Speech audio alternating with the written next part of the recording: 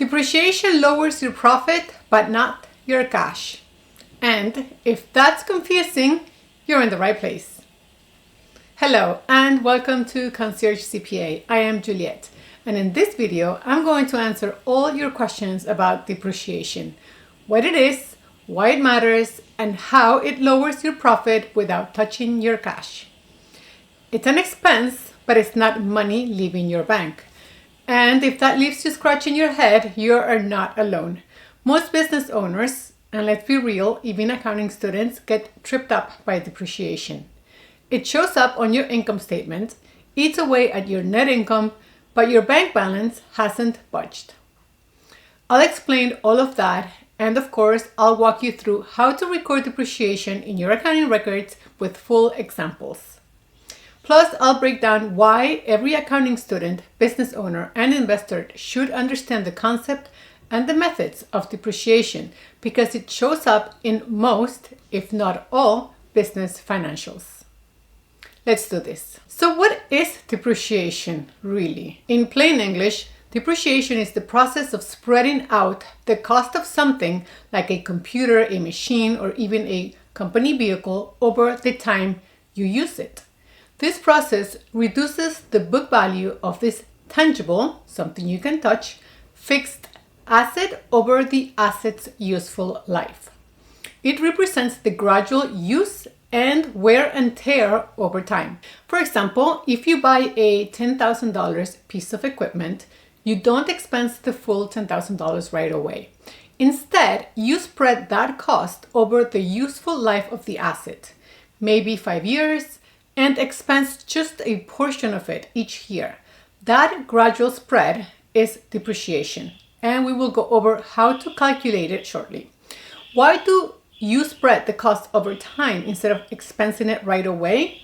Because by definition, an asset is something you own that has value, and that value will bring you future economic benefit. Benefit over a period of time, not just the day you bought it. Depreciation makes sure your accounting complies with GAAP and the accounting principles.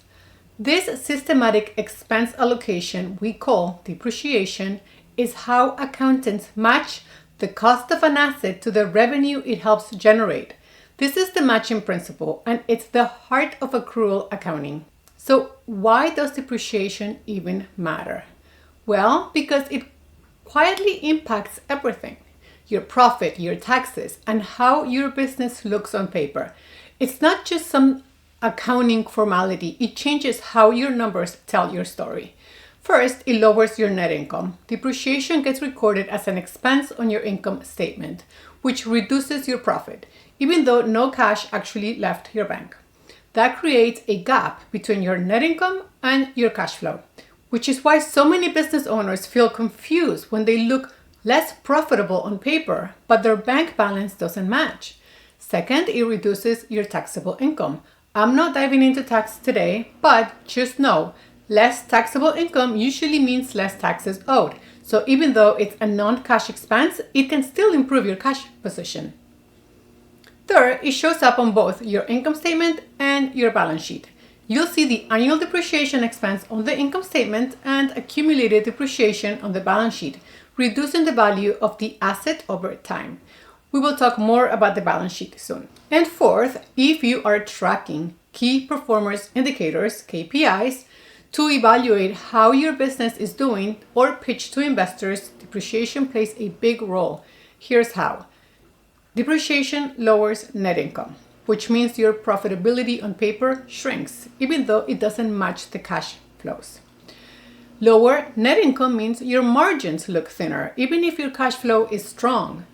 Since return on assets equals net income divided by total assets, depreciation lowers the book value of your assets and your income, affecting both parts of the equation. Earnings per share, for example, if you have shareholders or are forecasting potential growth, depreciation reduces the earnings figure that earnings per share is based on. Also, EBITDA, earnings before interest, taxes, depreciation, and amortization. Yes, depreciation gets added back in here, but that doesn't mean it's irrelevant.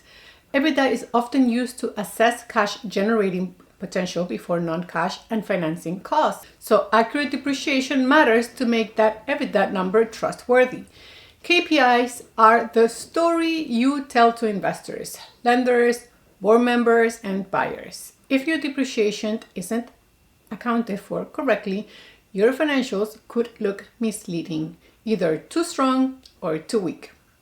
In other words, depreciation may be a non-cash expense, but it still moves the needle on how your business is valued, analyzed, and judged. Now let's get into what you've probably been waiting for, how depreciation is actually calculated.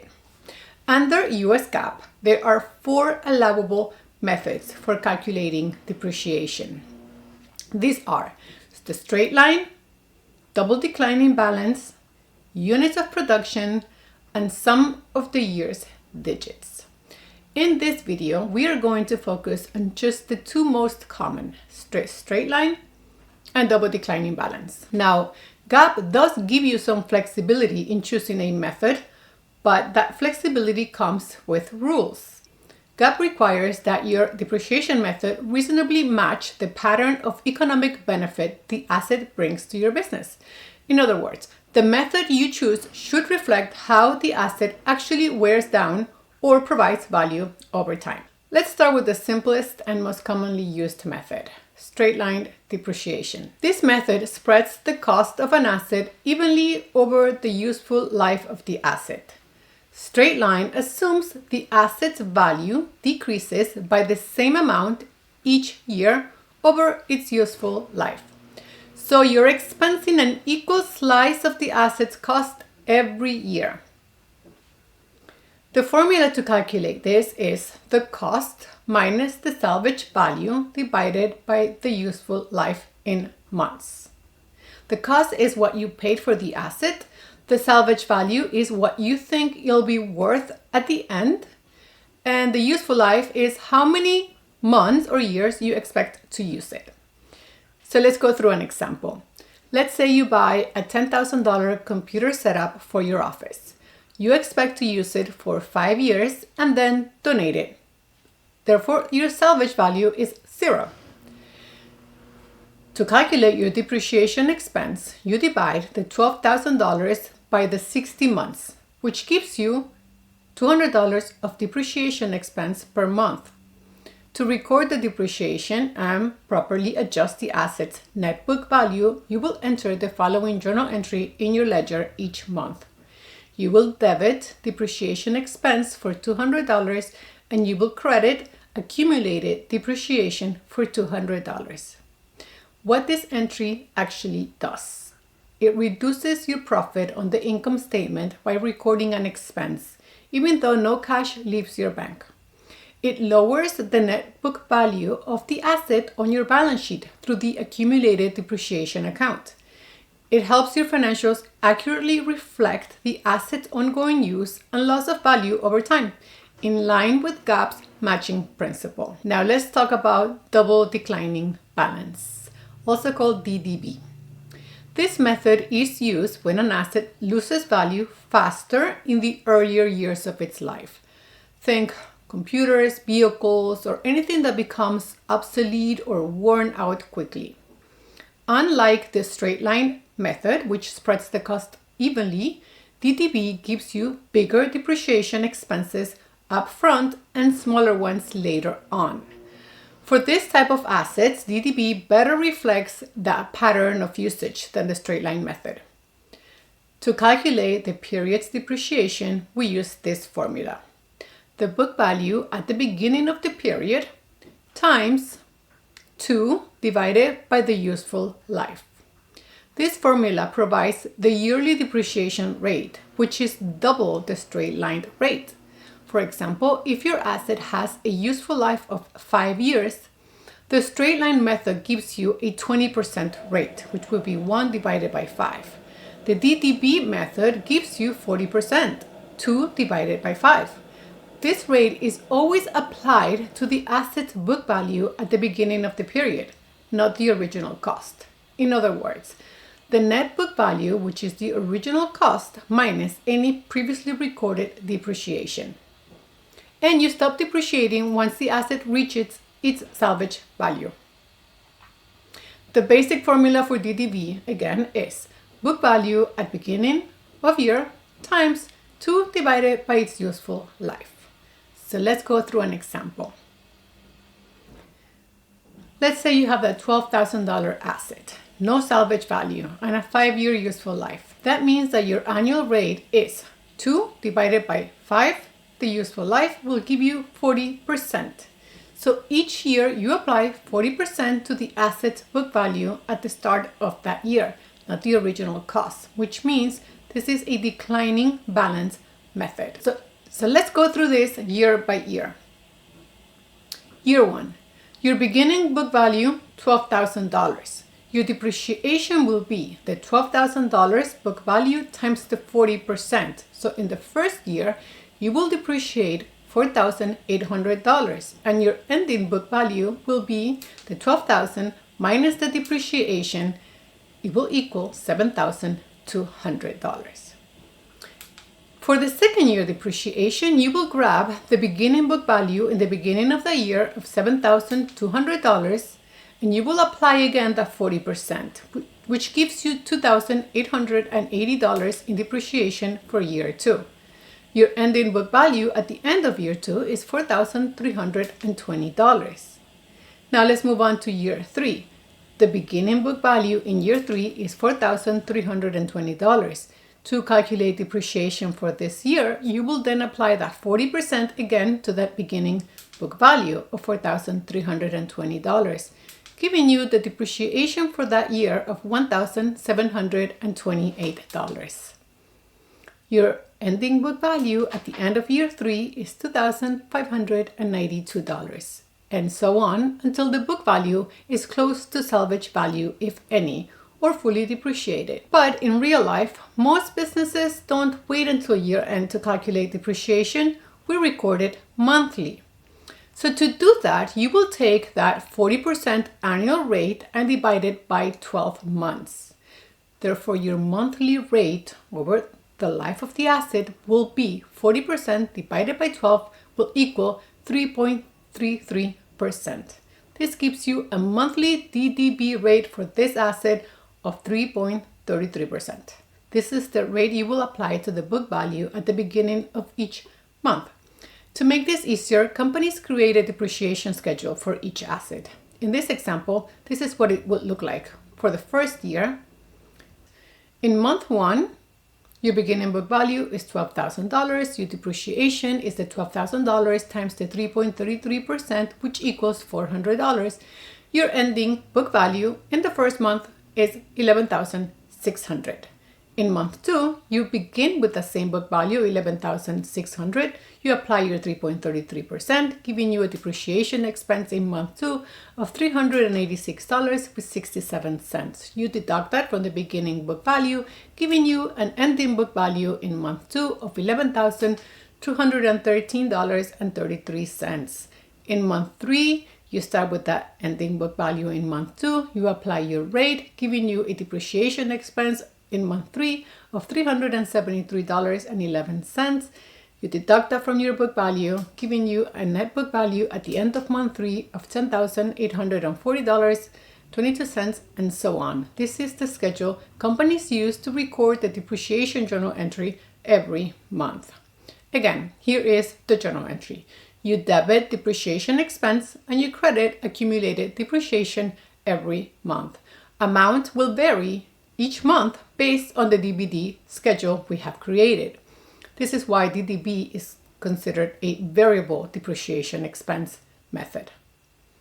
When you compare the two charts side by side, it's easy to see the difference. Double declining balance shows a much steeper drop in book value early on, while the straight line keeps a steady, predictable pace. DDB front loads the expense, which is better reflects assets that lose value quickly. So we've already seen how depreciation shows up as an expense on your income statement, and how each time you recorded the credit in your journal entry goes to accumulated depreciation. Accumulated depreciation is a contra asset account. It reduces the value of the fixed asset it's linked to.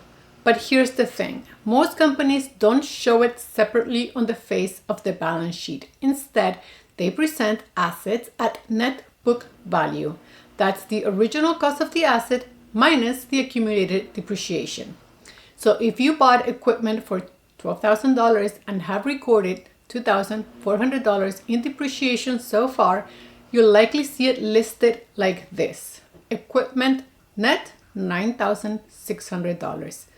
The original cost and accumulated depreciation still exists behind the scenes in the general ledger or notes to the financials, but the balance sheet keeps it clean by showing only the net amount. Each time you post a depreciation journal entry, debit depreciation expense, credit accumulated depreciation, you are reducing net income and updating the carrying value of the asset. This helps everyone, you, your investors, your accountant, track how much of that asset's value has been used up and how much remains. So yes, depreciation may be a non-cash expense, but on your financials, it still makes a real impact. It shrinks your profit, lowers your asset value, and shapes how your business is perceived by investors, lenders, and anyone analyzing your numbers. It's not just an accounting detail, it's part of the story your financials are telling.